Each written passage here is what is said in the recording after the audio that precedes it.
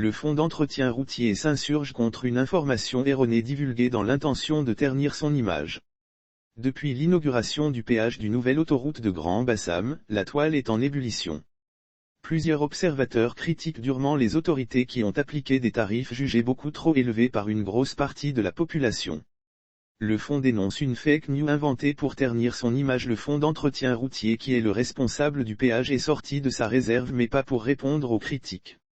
L'institution a plutôt dénoncé une fake news, information erronée, inventée de toutes pièces dans le but de ternir son image. Il s'agit en fait du mot piège qui a été écrit à la place péage dans une photo savamment montée de l'infrastructure. Une façon pour les contrevenants s'exprimer leur mécontentement.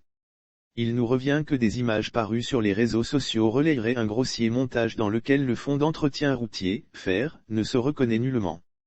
Aussi, tenons-nous formellement à démentir ces publications et rassurer les usagers quant à notre vocation première qui est d'assurer leur sécurité et confort routier, a réagi le FER.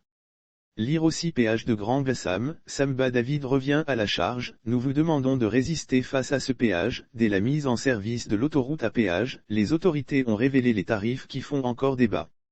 Les véhicules légers, répertoriés dans la catégorie classe 1 devront s'acquitter de la somme de 1000 FCFA au poste de péage, ceux de la catégorie intermédiaire, 1500 FCFA et les poids lourds et autocars à 2 essieux, 2500 FCFA. Enfin, les poids lourds, autocars et véhicules de 3 essieux et plus devront payer la somme 3500 francs. Nous voulons des péages moins budgétivores et utiles dans la foulée. Le président de la Fédération nationale des associations de consommateurs de Côte d'Ivoire, IVACA, s'était exprimé le mercredi 22 juin 2022, sur les tarifs fixés pour le péage de Grand Bassam.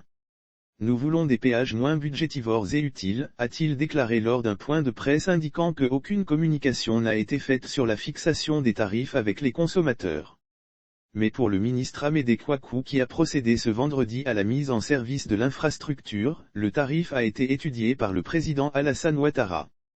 Précisant que la somme de 1000 FARS recommandée est l'un des prix les plus bas de la sous-région. Pour ceux qui ne veulent pas emprunter le péage, le ministre de l'Équipement et de l'Entretien routier rappelle aux usagers qu'il y a une voie alternative qui est l'ancienne route de Bassam.